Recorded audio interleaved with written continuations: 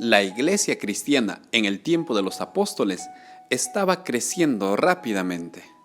Sin embargo, ese crecimiento también significó el crecimiento de los problemas y los desafíos. Para que la iglesia trabaje correctamente, se vio en la necesidad de nombrar a sus primeros dirigentes. Bienvenidos al bosquejo de la cuarta lección. 3 son los objetivos que consideramos para el bosquejo de esta lección. En el primero, veremos el contexto en el que se nombró a los primeros diáconos.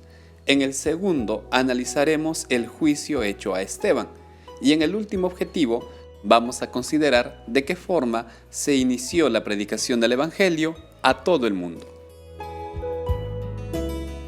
Primer objetivo: la elección de los 7 diáconos. Lucas relata que la iglesia estaba creciendo rápidamente.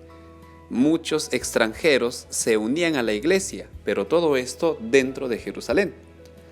Y una de las características que la iglesia tenía era, de acuerdo a Hechos 6.1, la atención de las necesidades. Ya estudiamos esto en la lección anterior. Sin embargo, frente a esta realidad que tenía la iglesia, algunos estaban siendo bien atendidos y otros, como los griegos por ejemplo, comenzaron a quejarse pues sus viudas no eran bien atendidas. Frente al reclamo de los griegos que eran cristianos, los líderes, es decir, los apóstoles de la iglesia, deciden nombrar a unos servidores para que ellos se encarguen de la atención de las necesidades mientras los apóstoles seguían predicando. A estos servidores en Hechos se les llama diáconos, pues el significado de esta palabra tiene que ver con el servicio.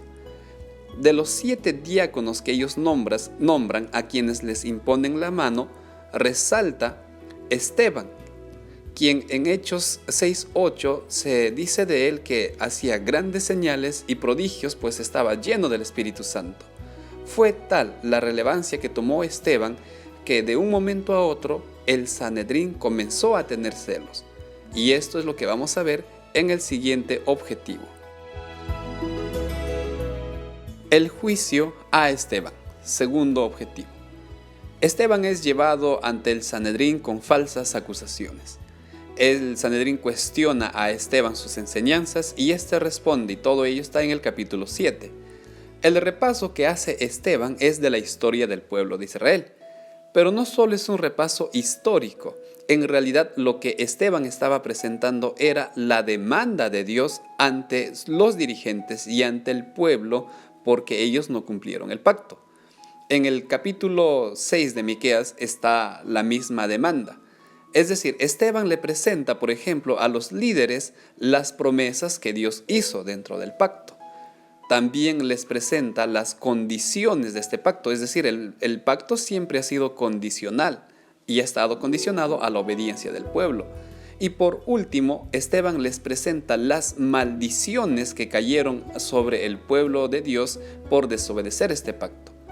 Por lo tanto, vale la pena aclarar lo siguiente: Esteban va a juicio porque supuestamente él no estaba respetando las leyes de Moisés, pero fueron los dirigentes y el pueblo los que se mostraron ingratos a Dios y fueron los desobedientes a la ley de Dios.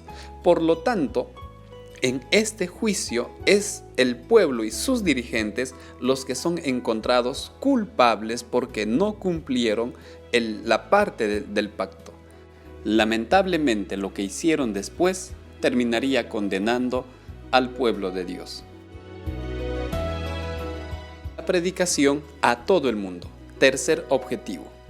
Esteban se encuentra de pie frente al Sanedrín, quienes estaban enfurecidos por todo lo escuchado. Sin embargo, él les dice que ahora ve el cielo abierto y al Señor Jesús delante del trono de Dios. En otras palabras, les está diciendo que el verdadero juicio está en el cielo y que todo lo que había en la tierra era una simple sombra. Esto termina por encender la ira de los dirigentes. El sumo sacerdote rasga sus vestiduras y Esteban es sacado fuera. Llenos de una ira demoníaca, comenzaron a apedrear a Esteban. En sus últimas palabras, pide que el Señor no les considere este pecado, para finalmente descansar. Con este apedreamiento, el pueblo judío estaba dejando de ser el pueblo de Dios, pues habían rechazado el último llamado de parte de Él. A la muerte de Esteban, aparece una figura que más adelante tendrá mucha relevancia: Saulo de Tarso, quien estuvo de pie consintiendo el apedreamiento de Esteban. Saulo, bajo la autorización de los líderes, comenzó una persecución en Jerusalén y muchos cristianos fueron encarcelados y muertos. Sin embargo, también muchos de ellos salieron de la ciudad, a excepción de los apóstoles, dice en el capítulo 8. Felipe se dirige a Samaria, donde, para sorpresa de ellos, los samaritanos reciben el mensaje del Evangelio. Pedro y Juan son enviados para confirmar este milagro, y esto ya se encuentra en el capítulo 8 a partir del versículo 4 en adelante.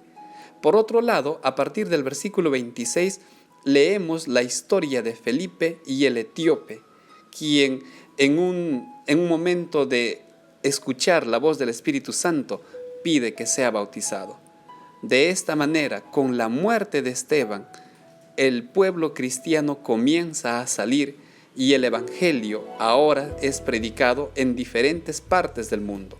Los judíos podían salvarse, pero ya no como nación. Ahora la salvación era personal. Así comenzó la predicación del Evangelio a todo el mundo. Para resumir nuestra lección, respondamos lo siguiente: ¿qué tan dispuestos estamos para servir a Cristo y a su iglesia? ¿De qué forma podemos compartir el Evangelio eterno y el juicio de Dios? ¿Cuándo fue la última vez que como cristianos dimos testimonio firme de nuestra fe en Dios? Finalmente, oremos y planifiquemos una obra de servicio a nuestra iglesia, a nuestros amigos y a nuestra ciudad, de tal manera que compartamos el amor de Dios a través del servicio. De esta manera estamos terminando un nuevo bosquejo. Muchas gracias por ver este video. Que el Señor te bendiga. Hasta la próxima semana.